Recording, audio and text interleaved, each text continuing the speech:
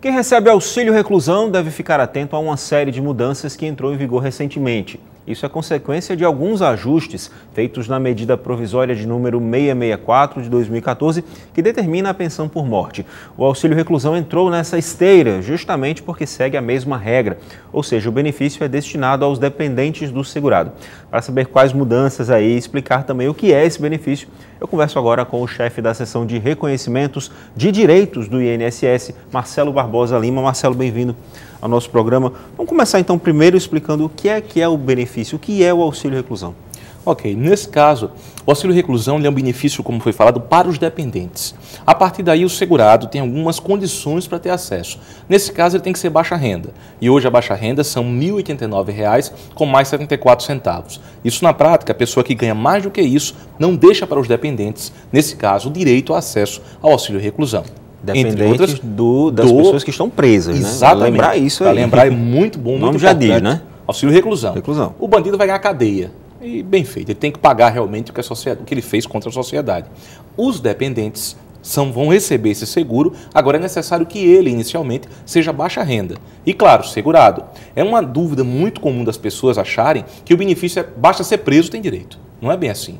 O fato é, mesmo sendo detido ou recluso, não precisa que, por exemplo, transite em julgado a sentença. O fato de ser detido ou recluso, mesmo temporariamente, enfim, dá direito sim aos dependentes receberem. Aí quais são as regras? A primeira delas é que ele seja baixa renda, receba até R$ 1.089 com mais 74 centavos. E a esposa, a companheira, inclusive do mesmo sexo até, pode ocorrer essa situação, não há nenhum tipo de restrição quanto a isso. Ele pode receber, mas ainda assim, nessas regras de mudança, exige-se 24 meses de união estável ao casamento. Então, mesmo que ele tenha uma companheira, mesmo que ele seja baixa renda, segurado da Previdência Social, ele tem que ter essa cidadã, união estável ao casamento, durante 24 meses no mínimo. O companheiro ou companheira pode ter renda também nesse caso? Pode. Independente de renda, porque como é um benefício previdenciário, as pessoas também confundem nessa questão. Não é um benefício social. Não é algo dado pelo Ministério de Desenvolvimento Social e Combate à Fome. É algo do Ministério da Previdência. Então, é um seguro. A Previdência Social ela oferece 12 prestações. São 10 benefícios e 2 serviços. Entre os 10 benefícios, para os dependentes, existe o auxílio reclusão. Os dependentes, para ficar bem claro, são aqueles que seguem uma ordem. Os dependentes iniciais, os preferenciais chamados, são esposa, esposo, companheiro, companheira, os filhos menores de 21 ou maiores inválidos, tá? Inclusive, nesse caso, aí os maiores inválidos de qualquer idade. Na classe 2, os pais. Na ausência dessa classe 1, né? Classe 2, os pais. Na ausência dos pais, os irmãos, menores de 21 ou maiores inválidos. Essa sequência é seguida de forma hierárquica. Se eu estiver na mesma família, o pai, a esposa, no caso, os filhos, estiver morando a sogra, no caso, a mãe desse cidadão, e um irmão dele. Esse cidadão vier a falecer, não vai dividir para todos, vai ficar apenas no grupo 1, ou seja, a esposa e os filhos. Nada ficará para os pais e nem tampouco para o irmão. Eu acho bacana a gente frisar bem essa questão de que não se trata de um auxílio, né? não se trata de um auxílio, sim de um benefício. Perfeito. Apesar de ser auxílio reclusão. Porque esse é um benefício mal visto na sociedade, né? Exato, ele é muito mal visto até pelo fato de não ter, vamos dizer assim, uma interpretação correta, né? E claro, a gente agradece o espaço também do programa para explicar às pessoas. É um benefício como qualquer outro. É um benefício que existe desde a época do governo Geisel. Foi ele que criou há mais de 40 anos. Em outros países, inclusive, né? Inclusive em outros países, só que o nosso ele tem assim uma situação bem diferenciada. Para você ter uma ideia de números, você que está nos acompanhando agora, no Brasil nós temos hoje 32 milhões de benefícios mantidos pela Previdência Social. Desse universo, apenas 63 mil são de auxílio reclusão. Aqui no nosso estado de Alagoas, por exemplo, nós temos um universo de mais de 503 mil benefícios, apenas 357 são do auxílio reclusão. Esse dinheiro, então, ele vem da própria contribuição do segurado. Exato, ele garante não é um auxílio para bandido, não é uma bolsa bandido. Bolsa bandido, vale imaginar, às vezes as redes sociais cometem esses equívocos absurdos. E detalhe, fala que se ganha por cada filho. Um absurdo. Na verdade é feita uma conta e só pelo fato de você já ser baixa renda, você percebe que essa conta não vai ser muito alta, né? Então R$ 1.089,74 é como se fosse um teto para esses valores. Então, para você ter uma ideia, aqui dos 357 que nós temos hoje no estado de Alagoas, 355 são de um salário mínimo. E detalhe, esse valor inclusive pode ser até dividido, porque, por exemplo, esse cidadão foi detido ou recluso, é baixa renda, mas ele tem filhos com várias companheiras. Então isso é dividido que esses filhos são da mesma classe. Imagina, às vezes tem 3, 4 filhos com uma companheira, 3, 4 com outra. Então vai dividir para 10, 15 pessoas, às vezes, um salário mínimo.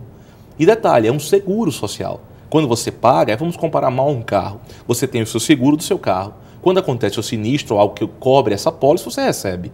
A mesma coisa, comparando mal, como eu falei, a pessoa. Você tem um seguro daquela pessoa. Aconteceu algo, você vai receber em razão disso. O que é muito importante frisar é somente para quem é segurado da Previdência. Ele tem que ter contribuído. Só. Ele tem que ter contribuído. E hoje, um detalhe bem importante, aí já entrando nas mudanças que ocorreram, foi dito que a medida provisória 664, que foi de dezembro de 2014, ela já foi convertida em lei.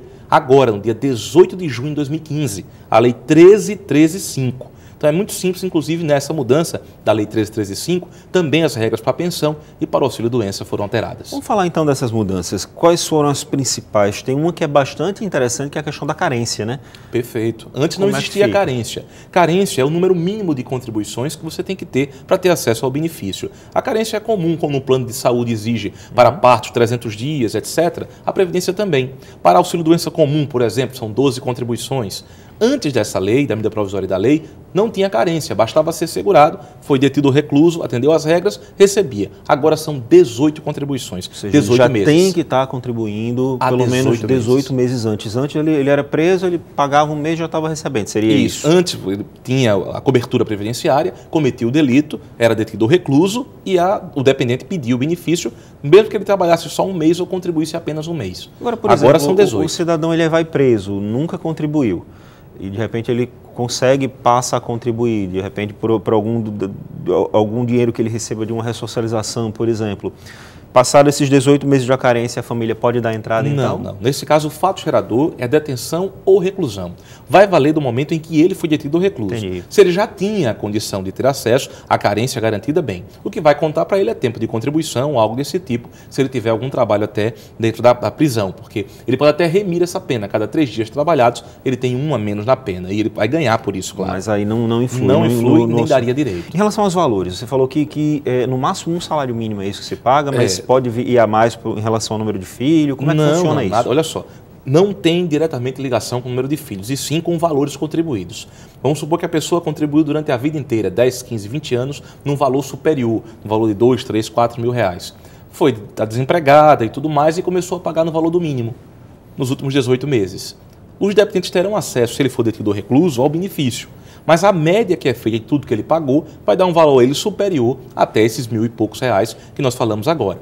Então é feita uma média, um cálculo de tudo que você pagou. Eu pego o período contributivo seu e faço uma conta. E a partir daí essa média é que se recebe. Então é bem interessante. Uma das mudanças principais foi essa, tendo a carência agora. E a segunda é exigir que tenha-se 24 meses, 2 anos de união estável ao casamento. Nesse caso, para poder essa dependente receber. Antes não era exigido, Antes então. não existia. Bastava comprovar que estava... Bastava comprovar que dependia economicamente, união estável, provas até testemunhais eram aceitas, como de fato ainda são, mas era muito mais simples, não exigia 24 meses de união estável casamento.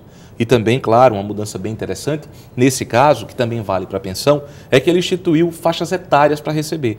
Vamos dar um exemplo. O cidadão foi preso, detido, já foi julgado, condenado e pegou 15 anos de prisão. Regime fechado, 15 anos.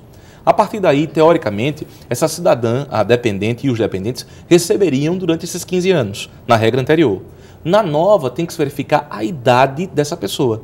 Então, essa pessoa, se tiver até 21 anos, seja homem ou mulher, só recebe por 3 anos, mesmo que ele fique preso 15, 16, 20 anos. É uma pessoa que... ele está na faixa de trabalho, na verdade. Então, exatamente. Ele pode, aquele benefício entra ali para dar um ganho, reforço, um reforço, né? E a pessoa segue a vida. Até 21. Passando de 21 até 30, recebe por 6 anos. Entre 30 e 40, nessa faixa etária, se recebe por mais um pouquinho, 10 anos. Entre 40 e 43, se recebe por 20 anos o benefício. Só a partir de 44 é que seria de forma indeterminada. A partir dos 44 anos de idade é que hoje, tanto a pensão por morte como o auxílio reclusão fica então vira algo vitalício, mesmo que o segurado, por exemplo, permaneça preso. Vitalício nesse caso na pensão. No caso do auxílio reclusão é o período em que ele estiver detido ou recluso. Sim, até pelo fato que se ele fugir, o benefício então, só para a gente esclarecer, então, ele ficaria vitalício se o segurado, o caso preso, ele viesse a falecer, E essa pessoa que está fora tivesse 44 anos. Exatamente, mas vamos supor que a pessoa está fora, tem 44 anos, o preso está lá, está vivo, cumprindo a pena, ela recebe o período da pena, enquanto pena. estiver na pena, no regime fechado ou semiaberto. No regime aberto, o benefício é cessado. Então, só no regime fechado e semiaberto. Explicar tá? isso também. Claro. Bom, caso o segurado, por exemplo, ele esteja desempregado quando foi preso, ou então ele parou de pagar o INSS por alguma razão, ainda é possível requisitar o benefício? Sim, olha só, no período em que ele está desempregado, existe o período chamado manutenção da qualidade de segurado, chamamos de período de graça. Esse período pode variar de 1 até 3 anos. Um exemplo, o cidadão está desempregado, mas ele trabalhava, carteira assinada, enfim, está desempregado. Pelo fato de ele não mais poder pagar, a Previdência ainda garante esse seguro por 1 ano, 12 meses. Pelo fato de ele provar que está desempregado, ele pode ganhar mais 12, são 24 meses. E se ele tiver mais de 120 contribuições, ou seja, 10 anos, ele ganha mais 1 ano. Teoricamente, ele pode ficar sem pagar até 36 meses e, mesmo assim, o que acontecer com ele, os dependentes vão ter acesso ao benefício. Desde que ele tenha vindo contribuindo, desde que ele se encaixe naquele perfil que você já explicou anteriormente. Exatamente, ele tem que ser segurado, não é só o fato de você pagar. Nesse caso, ele teria que estar desempregado, ter recebido seguro-desemprego ou provar que está desempregado no Cine e, por sua vez, ter mais de 120 contribuições. Por sua vez, a família precisa provar que o cidadão continua preso? A cada 90 dias, ele tem que levar, os dependentes têm que levar até a Previdência Social uma declaração de que ele está detido ou recluso. Se não fizer, o benefício é suspenso. Então, a cada 90 dias, é necessário que esse dependente vá lá. Outra coisa importante também, nessa situação específica, é que quando ele está detido ou recluso e ele sai numa liberdade condicional ou então algo desse tipo e transforma já em regime aberto, o benefício é cessado. Não há nenhuma situação é cessado. Agora, a gente nota que a adesão aí, entre aspas, é um percentual baixo, né? Uma média de 8% aí dos presos. Por que isso acontece? Por que é tão baixo esse tipo de coisa? Falta informação, falta esclarecimento, as pessoas, sei lá, às vezes não sabem que tem esse direito? Na verdade, é justamente por isso, por falta de contribuição. Por acreditarem que esse benefício é social, eles deixam, enfim, para não pagar, ou então por uma condição social de não poder pagar. Mas olha só tem benefício quem contribui.